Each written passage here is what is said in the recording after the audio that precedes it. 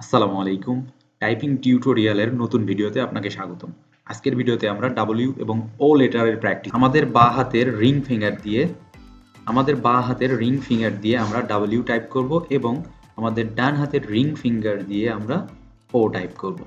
চলুন ভিডিও শুরু করা যাক।